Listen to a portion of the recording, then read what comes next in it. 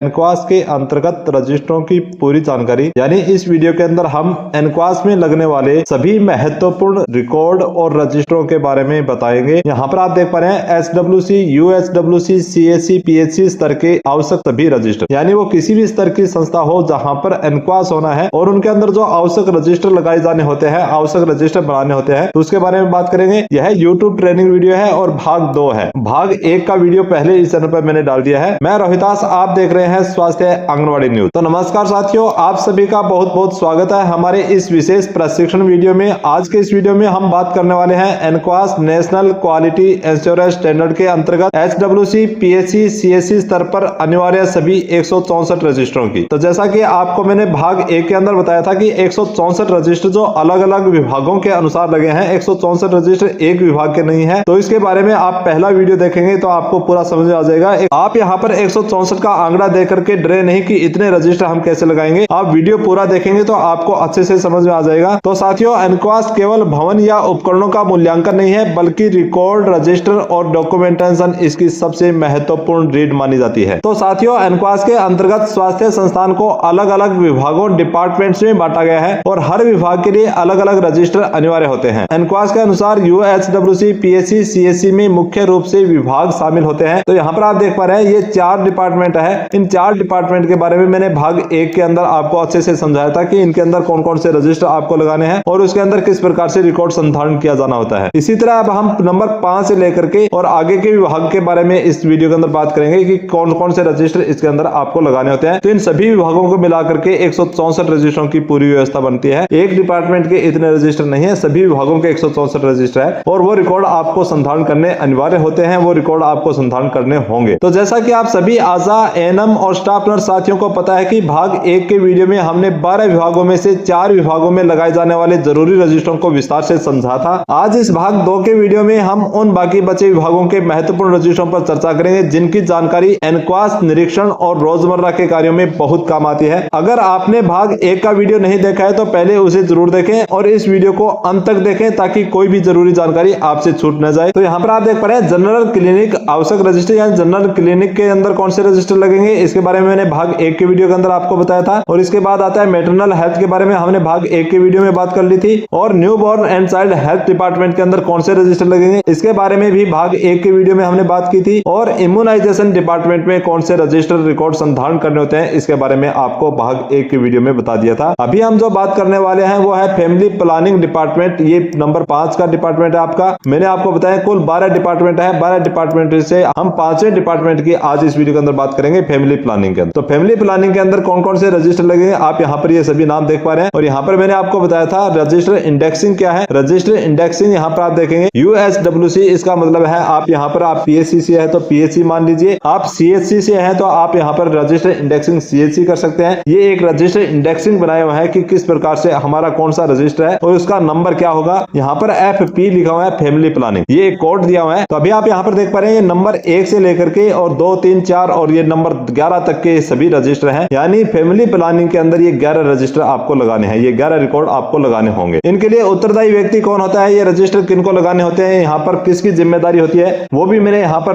Mention किया है। ये एक स्टैंडर्ड के हिसाब से यहाँ पर मेंशन किया गया है। यदि कोई इस काम को कोई अन्य स्टाफ देखता है, कोई अन्य कार्मिक देखता है तो वो भी इस रिकॉर्ड को यहाँ पर मेंटेन कर सकता है, वो भी इस रिकॉर्ड को रख सकता है। ये रिकॉर्ड कोई भी स्टाफ बना सकता है। यहाँ पर ये उत्तरदायी व्यक्ति आप अपने हिसाब से यहाँ पर लिख सकते हैं। तो अब आगे देखेंगे, यहाँ पर क्रम संख्या 36 से लेकर के और 46 नंबर तक का हम जो इस वीडियो के अंदर बात करने वाले हैं। तो अब यहाँ पर फैमिली प्लानिंग विभाग के लिए नंबर 1 पर यहाँ पर रजिस्टर आता है IUCD इंस्ट्रक्शन रजिस्टर, अंतर गर्भाशयी गर्भ निरोधक उपकरण रजिस्टर, हिंदी में आप लिख सकते हैं। और ये नंबर 1 रजिस्टर होगा और इस रजिस्टर को बनाने के लिए यहाँ पर उत्तरदायी व्यक्ति का मेरे द्वारा नाम लिखा गया है, एएनएम अथवा स्टाफ नर्स। तो इसी तरह आपकी संस्था में जो यहाँ पर इनके रिकॉर्ड को, इनके कार्य को देखते हैं, उनका नाम आप यहाँ पर लिख सकते हैं। नंबर 2 रजिस्टर यहाँ पर आप देखें IUCD रिमूवल रजिस्टर, अंतर गर्भाशयी गर्भ निरोधक उपकरण निष्कासन रजिस्टर होता है, ये नंबर 2 रजिस्टर होगा। इसी तरह आगे आप देखें IUCD follow up register, IUCD instruction, IUCD removal और IUCD फॉलोअप, ये 3 रजिस्टर लगेंगे। इसके बाद आता है FP counselling register, family planning counselling register, परिवार नियोजन परामर्श रजिस्टर है, वो आपका नंबर 4 रजिस्टर होगा।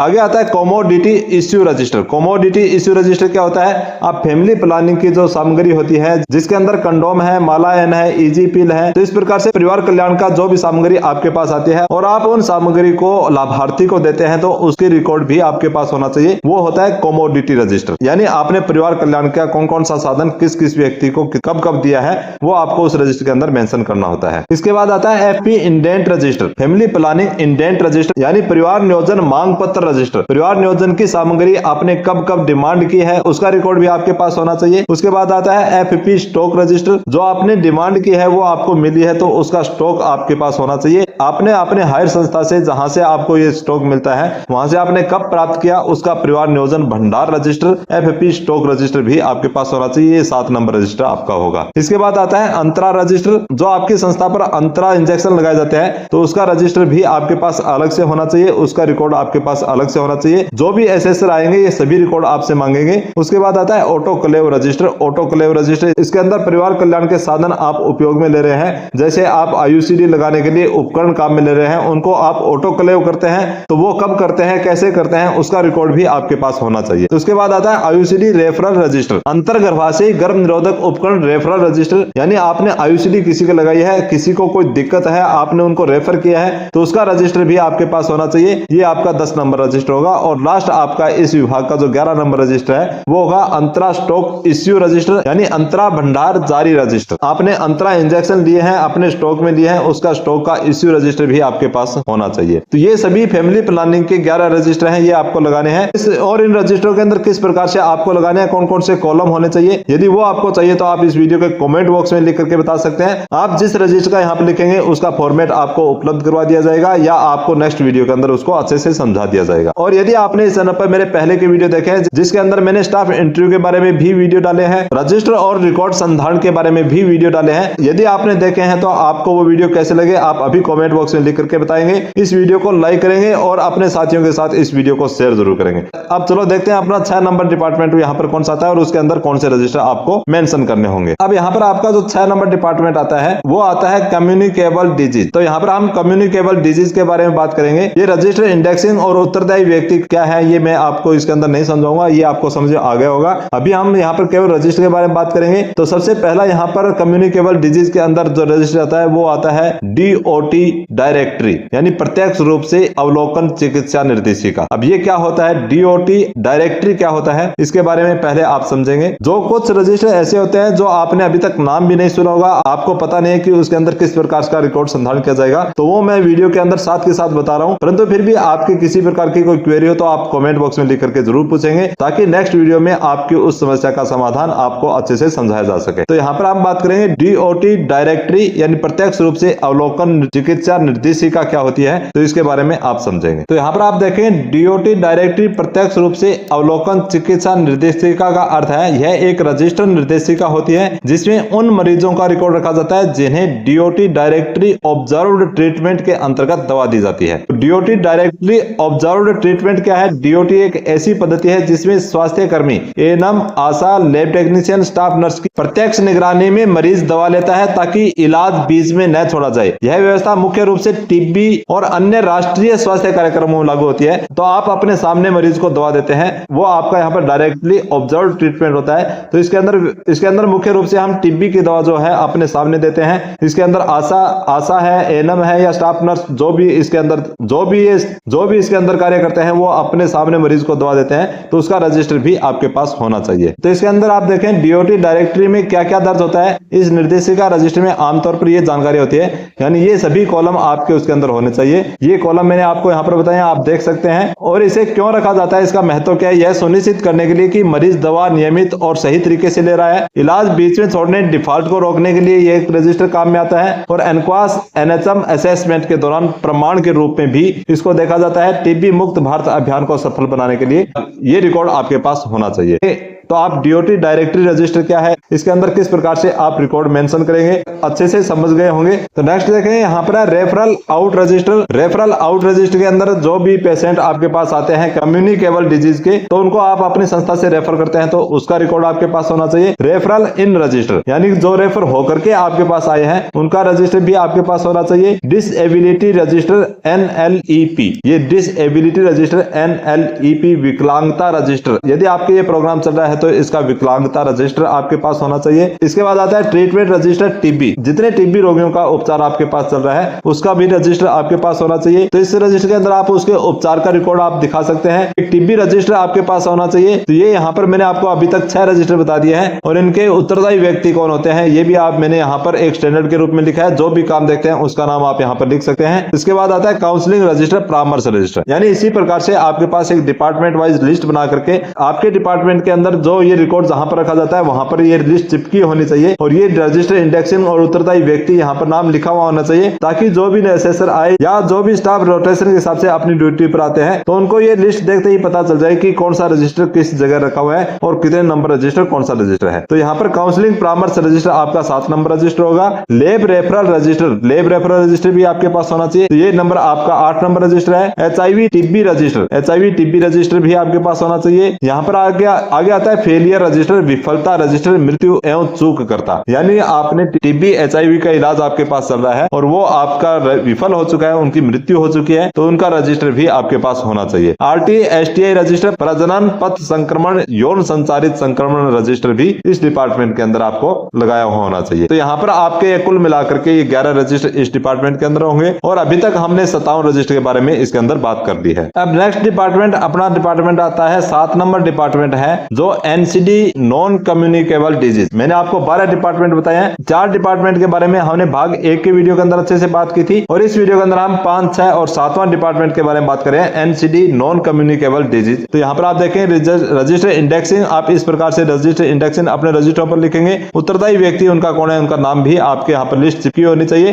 तो इस डिपार्टमेंट के अंदर भी यहाँ पर आप देख पा रहे हैं कुल 10 रजिस्टर है और ये 10 रजिस्टर कौन से होंगे, गैर संचारी रोग रजिस्टर NCD रजिस्टर, NPCDCS योजना के अंतर्गत, NPCDCS योजना के अंतर्गत NCD रजिस्टर आपको लगाना है, गैर संचारी रोग रजिस्टर। तो NCD रजिस्टर आपके पास होना चाहिए, 1 नंबर रजिस्टर होगा। ऑप्थेमोलॉजी OPD रजिस्टर, यहाँ पर आप देख पा रहे हैं नेत्र बाह्य रोगी रजिस्टर, आपके आई डिपार्टमेंट है उसके अंदर आपका OPD रजिस्टर यहाँ पर लगा होना चाहिए और ये यहाँ पर आपका 2 नंबर रजिस्टर होगा। उसके बाद आता है रेफरल रजिस्टर, यानी NCD से संबंधित कोई भी मरीज आपने रेफर किया है उसका आपके पास रजिस्टर होना चाहिए। मेंटल हेल्थ रजिस्टर, मानसिक स्वास्थ्य रजिस्टर 4 नंबर रजिस्टर है। जेरियाट्रिक OPD रजिस्टर, वृद्धावस्था बाह्य रोगी रजिस्टर आपके पास लगा हुआ होना चाहिए। वृद्ध व्यक्तियों को देखने के लिए जो अलग से OPD जहां पर चल रही है तो वहां पर इसका रजिस्टर होना चाहिए, उसका रिकॉर्ड होना चाहिए। काउंसलिंग रजिस्टर, परामर्श रजिस्टर आपके पास होना चाहिए। डेफनेस रजिस्टर, बहरापन रजिस्टर, बहरापन रजिस्टर ये आपका 7 नंबर रजिस्टर है, यानी आपके संस्था पर कान के रोगियों को यहाँ पर देखा गया है तो यहाँ पर बहरापन रजिस्टर भी आपके पास लगा होना चाहिए और उसके अंदर आपके पास रिकॉर्ड होना चाहिए। फिजियोथेरेपी बाह्य रोगी रजिस्टर, यदि आपकी संस्था पर इस प्रकार की सेवाएं दी जाती है ये रजिस्टर आपके पास होना चाहिए, नहीं दी जाती है तो ये आप कट भी कर सकते हैं। इसी तरह न्यूट्रिशन OPD रजिस्टर, पोषण विशेषज्ञ बाह्य रोगी रजिस्टर, यानी आपकी संस्था पर न्यूट्रिशन के बारे में सेवाएं दी जा रही है तो उसका रजिस्टर भी आपके पास होना चाहिए, उसका रिकॉर्ड भी आपके पास होना चाहिए। डेंटल OPD रजिस्टर, दंत बाह्य रोगी रजिस्टर, इसके अंदर NCD के अंदर आप देख पा रहे हैं तो NCD के अंदर जितनी प्रकार की आपके द्वारा सेवाएं दी जा रही है वो रजिस्टर आप यहाँ पर लगा सकते हैं। यदि इनके अंदर से कोई सेवाएं आपके यहाँ पर नहीं दी जा रही है तो वो आप यहाँ पर हटा सकते हैं, परंतु ज्यादातर संस्था के अंदर अपने यहाँ पर NCD के अंदर 5 बीमारियां हैं, BP, शुगर, कैंसर, कैंसर के अंदर सर्वाइकल कैंसर, ब्रेस्ट कैंसर और ओरल कैंसर, ये 3 कैंसर आपके पास आती है और इसके बाद BP और शुगर, इनकी आपके यहाँ पर स्क्रीनिंग की जाती है, इनका रिकॉर्ड आपके पास होना चाहिए। इसके अंदर आपने कितने लोगों की स्क्रीनिंग की है वो रजिस्टर आपके पास होना चाहिए, कितने लोगों का आपने फॉलोअप किया है, कितने लोगों का ट्रीटमेंट आपके पास चल रहा है, ये सभी रजिस्टर आप यहाँ पर लगा सकते हैं। तो ये NCD नॉन कम्युनिकेबल डिजीज जो डिपार्टमेंट है उसके बारे में मैंने आपको बताया है। इसके अंदर हो सकता है कि कुछ प्रोग्राम आपके यहाँ पर नहीं चल रहे हो और कुछ प्रोग्राम इससे अलग चल रहे हो तो वो रजिस्टर आप यहाँ पर जोड़ सकते हैं। तो ये यहाँ पर अभी तक अपने 67 रजिस्टर के बारे में बात कर दिया है, टोटल 164 रजिस्टर मैंने बताए थे। नेक्स्ट डिपार्टमेंट देखेंगे। अब यहाँ पर हम देखें ड्रेसिंग रूम एंड इमरजेंसी। ये ड्रेसिंग रूम और इमरजेंसी डिपार्टमेंट जो है उसके अंदर आपको कौन कौन से रजिस्टर लगाने हैं और कुल कितने रजिस्टर यहाँ पर लगाने होंगे। यहाँ पर हम देखेंगे 68 नंबर से लेकर के और 82 नंबर तक, यानी ये टोटल डिपार्टमेंट के रजिस्टर आ चुके हैं। अभी तक हमने 8 डिपार्टमेंटों की बात की है, तो अब हम बात कर रहे हैं ड्रेसिंग रूम इमरजेंसी के अंदर कौन कौन से रजिस्टर आपको लगाने होते हैं। तो यहाँ पर आप देखेंगे इसके अंदर कुल 15 रजिस्टर होंगे, 15 रिकॉर्ड आपके पास होना चाहिए। उत्तरदायी व्यक्ति आप अपने हिसाब से यहाँ पर लिख सकते हैं। ये मैंने एक लिस्ट बना करके दी है जो आपको अपने डिपार्टमेंट वाइज रजिस्टर लगा करके उसके अंदर चिपकानी है। आप वहां पर अपने रजिस्टरों की सूची आपको रखनी है ताकि किसी भी प्रकार का रिकॉर्ड आपसे मांग लिया जाए आप तुरंत उसको निकाल करके दे सकते हैं। तो यहाँ पर सबसे पहला आता है पुलिस इंफॉर्मेशन रजिस्टर, पुलिस सूचना रजिस्टर। ये 1 नंबर रजिस्टर होगा। इमरजेंसी के अंदर इसकी सबसे पहले जरूरत पड़ती है। इसके बाद आता है ट्रांसफर रजिस्टर यानी स्थानांतरण रजिस्टर एम्बुलेंस, यानी पेशेंट को आप एम्बुलेंस के अंदर शिफ्ट करते हैं तो उसका रजिस्टर आपके पास होना चाहिए। इमरजेंसी रजिस्टर, आपातकालीन रजिस्टर आपके पास होना चाहिए। Referral register, dressing register, injection register, needle stick injury register, ये यहाँ पर 7 नंबर रजिस्टर आ चुके हैं, यानी ये total 7। Needle stick injury register क्या है इसके बारे में मैं आपको थोड़ा बता देता हूँ। बाकी ये रजिस्टर आप सबको पता है कि इसके अंदर क्या होता है। निडल स्टिक इंजरी रजिस्टर बहुत से लोगों ने पहले बार नाम सुना होगा, तो ये रजिस्टर क्या होगा पहले आप इसको समझिए। तो यहाँ पर आप देख पा रहे हैं निडल स्टिक इंजरी रजिस्टर क्या है। यह एक अनिवार्य सुरक्षा रजिस्टर है जिसमें अस्पताल स्वास्थ्य संस्था में स्टाफ को सुई, ब्लेड या तेज धार वाले उपकरण से चोट का पूरा रिकॉर्ड रखा जाता है। जब किसी इंजेक्शन की सुई, सर्जिकल ब्लेड, लेंसेट या आईवी कैनुला आदि से स्वास्थ्य कर्मी की त्वचा कट जाती है या चुभ जाती है तो उसे निडल स्टिक इंजरी कहते हैं। निडल स्टिक इंजरी रजिस्टर में क्या क्या लिखा जाता है। इस रजिस्टर में निम्न कॉलम होते हैं, यहाँ पर आप कॉलम देख लेंगे, क्रम संख्या 1 से लेकर के और 13 नंबर तक है। आगे आपका आता है स्टेरिलाइजेशन रजिस्टर, जीवाणु नाशक यानी उबालना रजिस्टर। स्टेरिलाइजेशन रजिस्टर आपके पास होना चाहिए। जो भी आपके उपकरण है उसको आप स्टेरिलाइज करते हैं तो उसका रिकॉर्ड भी आपके पास लिखित में होना चाहिए। BMW जैव अपशिष्ट प्रबंधन रजिस्टर मैंने आपको बताया हर डिपार्टमेंट के अंदर ये अलग से लगेगा, ये हर डिपार्टमेंट का आपका अलग से होना चाहिए। आगे आता है chlorine solution preparation register, chlorine समाधान तैयारी रजिस्टर, यानी क्लोरीन का घोल कैसे बनाते हैं इसके बारे में मेरे चैनल पर पहले से एक अलग से वीडियो बना करके डाला हुआ है। यदि आपको क्लोरीन सॉल्यूशन बनाना नहीं आता है तो वो वीडियो जरूर देखेंगे, मेरे चैनल पर वो वीडियो आपको मिल जाएगा। तो इसका रजिस्टर भी आपके पास होना चाहिए। जनरल वेस्ट डिस्पोजल रजिस्टर, सामान्य अपशिष्ट निपटान रजिस्टर, सामान्य कचरा जो होता है उसका निपटान रजिस्टर भी आपके पास होना चाहिए। Plastic waste management register, plastic अपशिष्ट प्रबंधन रजिस्टर आपके पास होना चाहिए। निडल डिस्ट्रॉयर रजिस्टर, सुई विध्वंसक register, plastic waste autoclave register, यदि आपकी संस्था पर इस प्रकार की व्यवस्था है तो उसका रजिस्टर आपके पास होना चाहिए। और स्पिल मैनेजमेंट रजिस्टर, स्पिल प्रबंधन रजिस्टर, ये आपके पास होना चाहिए। ये टोटल आपके पास 15 रजिस्टर इस डिपार्टमेंट के होंगे। तो भाग 1 के वीडियो में मैंने 4 डिपार्टमेंट के बारे में बताया था, नेक्स्ट 4 डिपार्टमेंट के बारे में इस वीडियो के अंदर बता दिया है। और टोटल डिपार्टमेंट अपने 12 है तो 8 डिपार्टमेंट के बारे में हमने बात कर दी है। नेक्स्ट जो 4 डिपार्टमेंट बचे हैं उसके लिए भाग 3 का वीडियो लेकर के आना पड़ेगा, क्योंकि एक वीडियो के अंदर इतनी ज्यादा लंबी बातें बताना संभव नहीं होता है। और बता भी दिया जाए तो आप उस वीडियो को पूरा नहीं देखते, आपके समझ में नहीं आता है और बातें आपके ऊपर से निकलनी शुरू हो जाती है। तो आज के वीडियो के अंदर हमने नेक्स्ट 4 डिपार्टमेंट के बारे में बात की है। तो एनक्वास केवल एक सर्टिफिकेट नहीं बल्कि स्वास्थ्य सेवाओं में उत्कृष्टता का प्रतीक है। तो आज हमने भाग 1 के वीडियो में शुरुआती 4 जो महत्वपूर्ण डिपार्टमेंट आपके थे उनके अंदर लगने वाले रजिस्टरों के बारे में विस्तार से चर्चा की थी। General clinic, maternal health, newborn and child health और इम्यूनाइजेशन, इन 4 के बारे में हमने भाग 1 के वीडियो में बात की थी। और आज के इस वीडियो में हमने उससे आगे के 4 विभाग है उसमें लगने वाले रजिस्टरों के बारे में जानकारी दी है, जिसमें फैमिली प्लानिंग, कम्युनिकेबल डिजीज और 7 नंबर डिपार्टमेंट अपना है NCD, 8 number department dressing room and emergency. तो ये हमने 12 डिपार्टमेंट के अंदर से 8 डिपार्टमेंट के बारे में बात कर ली है। और अगले वीडियो में यानी भाग 3 में हम शेष बचे हुए 4 विभागों के रजिस्टरों के बारे में विस्तार से बात करेंगे, जिसके अंदर आएगा pharmacy, laboratory, outreach, field service और जनरल एडमिनिस्ट्रेशन। ये जो 4 डिपार्टमेंट और बचे हैं इसके बारे में नेक्स्ट वीडियो के अंदर विस्तार से बात करेंगे। तो इसलिए अभी चैनल को सब्सक्राइब करें, बेल आइकन ऑन जरूर कर लें ताकि जैसे ही अगला वीडियो आए सबसे पहले नोटिफिकेशन आपको मिले। क्या आप अगली वीडियो में रजिस्टर भरने की बारीकियां, असेसमेंट की गलतियां और मॉक चेकलिस्ट को समझना चाहते हैं? एनक्वास की तैयारी में अब कोई कमी नहीं रहने देंगे। यदि आप register filling guide, common mistake और मॉक चेकलिस्ट पर विशेष वीडियो चाहते हैं तो अभी अपना समर्थन दिखाइए, वीडियो को लाइक करें, इसे अपने साथियों के साथ शेयर करें और हमारे इस मिशन से जुड़ने के लिए चैनल को सब्सक्राइब जरूर करें। आपकी एक छोटी सी सहभागिता बेहतर और गुणवत्तापूर्ण स्वास्थ्य सेवाओं की दिशा में एक बड़ा कदम है। आपकी प्रतिक्रिया ही मुझे अगला बेहतरीन और उपयोगी कंटेंट बनाने की प्रेरणा देता है। आज के वीडियो के अंदर बस इतना ही, मिलते हैं नेक्स्ट वीडियो के अंदर एक नई जानकारी के साथ। तब तक के लिए सभी को जय हिंद, वंदे मातरम।